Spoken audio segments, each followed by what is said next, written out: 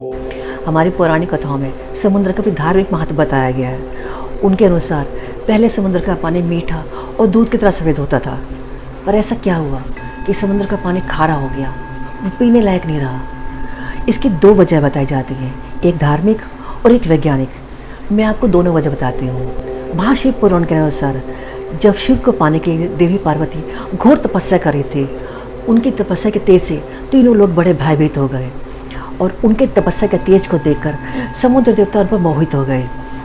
जब उनकी तपस्या पूरी हुई तो समुद्र देवता ने बड़ी विनम्रता से माता पार्वती के आगे विवाह का प्रस्ताव रखा, जिसे माता पार्वती ने बड़ी विनम्रता से सब अस्वीकार कर दिया।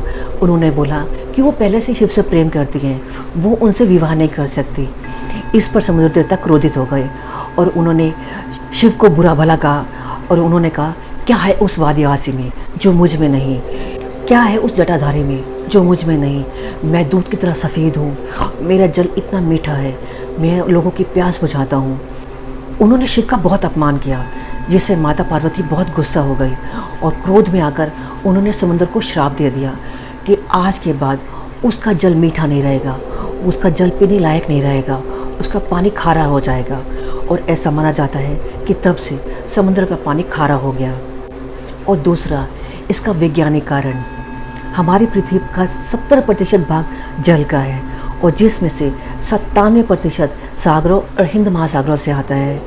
उसका पानी इतना खारा है कि अगर सभी समुद्रों का पूरा नमक निकालकर धरती पर बिछा दिया जाए तो उसकी परत 500 मीटर ऊंची हो जाएगी। ऐसा क्या हुआ कि समुद्र का पानी इतना खारा हो गया? समुद्र में नमक आने के सिर्फ दो ही स्रोत हैं, पहले नदियों से, पर नदियों का पानी तो मीठा होता है।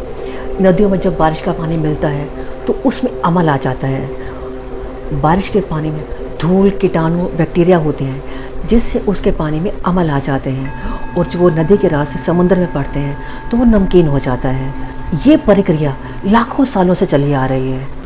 और इसके अलावा समुद्र में नमक आने का दूसरा सोर्स है ऊष्मीय जलवर्ग, जो कहीं और सा नहीं बल्कि पृथ्वी और समुद्र की जो दरारें होती हैं उनमें से आता है। ये उन छेदों और दरारों से आता है जो पृथ्वी के अंदरूनी सतहों पर होती है। इन छेदों और दरारों से समुद्र का पानी जब पृथ्वी के अंदरूनी सतहों पर आता है तो वो गर्म हो जाता है और जिसकी वजह से कई रासायनिक प्रक्रियाएं होती हैं। समुद्र के अंदर ज्वालामुखी भी फटते रहते हैं, जिससे लावा और कई तरह की गैस समुद्र के पानी में मिल जाती है। समुद्र का खारापन हर जगह एक जैसा नहीं रहता, ये तापमान के हिसाब से घटता बढ़ता रहता है। कहीं ज़्यादा नमकीन होता है, कहीं कम, और भूमध्य रेखा के पास ये कम खारा होता है। उम्मीद है आपको समुद्र का पानी खारा होने की धार्मिक और वैज्ञानिक दोनों वजह समझ में आ गई होगी। धन्यवाद। अगर ये वीडियो फेसबुक पर देख रहे हैं तो मेरे पेज को लाइक कर लीजिए, यूट्यूब पर देख रहे हैं तो वीडियो को लाइक कर लीजिए, चैनल को सब्सक्राइब कर लीजिए, बेल आइकन को भी दबा लीजिए ताकि आने वाली वीडियो का नोटिफिकेशन आपको टाइम पर मिल जाए। धन्यवाद।